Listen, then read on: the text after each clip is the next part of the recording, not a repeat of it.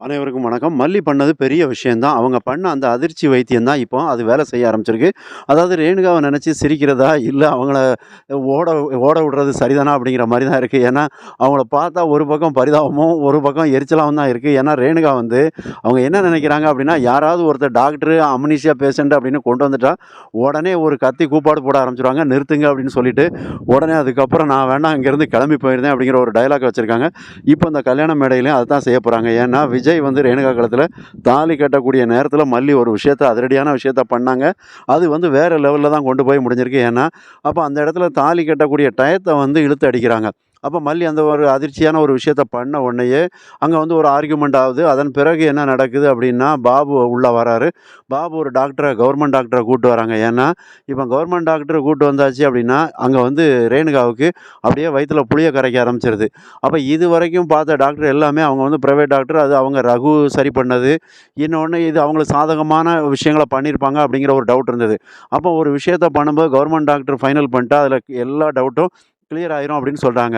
அப்ப இந்த இடத்துல தான் வந்து அ அ பாபு அத செய்றாரு. அதாவது மல்லியோட அண்ணா வந்து அந்த கவர்மெண்ட் டாக்டர கூட்டு வந்தோனே, இப்போ அங்க வந்து ரேணுகாவுக்கு பக்குன்னு ஆயி போயிருது. கவர்மெண்ட் டாக்டர் வந்து செக் பண்ணா நம்ம வண்டவாளம் தண்டவாளத்தில ஏறிருமே அப்படின்னு ரேணுகா பயப்படுதாங்க.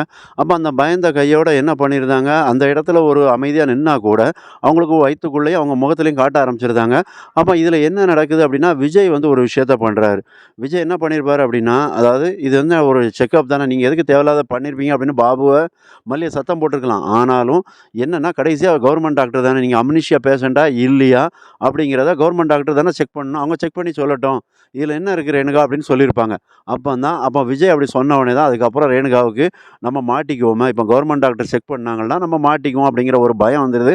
அதனால என்ன பண்ணியிருந்தாங்க, உடனே 2 கையையும் தூக்கிட்டு, கண்ணையும் மூடிக்கிட்டு, நிறுத்துங்க அப்படின்னு சொல்லி ஒரு சவுண்ட போடுதாங்க. அப்ப நிறுத்துங்கன்னு சொல்லியாச்சுன்னா, இத இந்த டாக்டர் செக்கப் பண்றது மட்டும் இல்ல, கல்யாணத்தையே நிறுத்துங்க அப்படின்னு சொல்றதுக்கு அர்த்தம் தான் அது.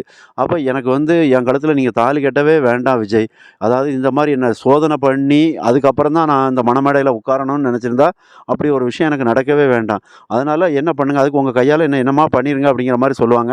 அப்ப இந்த இடத்துல வந்து ரேணுகா அடுத்த விஷயத்தையும் பண்ணுவாங்க. என்னன்னா, இனி வந்து என் கழுத்துல தாலின்னு ஏறணும்னா, அது வந்து மல்லி கையால தான் எடுத்து குடுக்கணும். மல்லி எடுத்து குடுத்தா தான் இது நடக்கணும் அப்படிங்கிற மாரி ஒரு வில்வித்தைய தூக்கி வீசுவாங்க. இல்லன்னா, ஒரு அம்ப தூக்கி எறிவாங்க. அப்ப அதுவரைக்கும் நான் உங்களுக்கு விஜய்க்கு என்னைக்குமே அதாவது போன இதில வந்து என்ன வந்து நீங்க உங்க மனைவி அப்படின்னு சொல்றீங்க. அது எனக்கு நினைவு இல்ல. இருந்தாலும் நான் அந்த சந்தோஷத்தோடயாவது இப்ப வாழ்ந்துக்கிறேன். அதுக்காக என் கழுத்துல இனிமே தாலி இல்லனாலும் பரவாயில்ல. நான் உங்க மனைவி தானே. அதை யாராலும் மாத்த முடியாதுல்ல. அந்த சந்தோஷம் மட்டுமே எனக்கு போதும் அப்படிங்கிற ரேஞ்சுக்கு ஓவர் டயலாக்க இந்த ரேணுகா பேசத்தான் போறாங்க. அதான் நடக்க போகுது.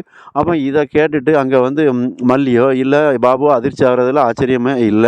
அப்ப இதில என்ன செய்வாங்க கதிரேசன், நிஷா, பரவாயில்ல இந்த தாலி கட்டலனா நீ என் பொண்ணு தாம்மா. அதே நேரத்தில நீ விஜய்க்கு என்னைக்கும் மனைவி தான். இத யாராலயும் மாத்த முடியாது அப்படிங்கிற ரேஞ்சுக்கு சொல்லிருவாங்க. அப்ப இது வந்து ரேணுகா ஒரு வகையில ஜெயிச்சுட்டாங்கன்னு தான் அர்த்தம். ஏன்னா, இந்த இடத்துல அவங்க எப்படின்னா, அந்த அம்னீசியா அந்த விஷயத்த வந்து டாக்டர் செக்கப் பண்ணாங்கன்னா, அவங்க சாயம் வெளுத்து போயிரும் அப்படிங்கிறத நல்லாவே ரேணுகா தெரிஞ்சு வச்சுக்கிட்டாங்க. அதனால மறக்காம சப்ஸ்கிரைப் பண்ணுங்க. நன்றி.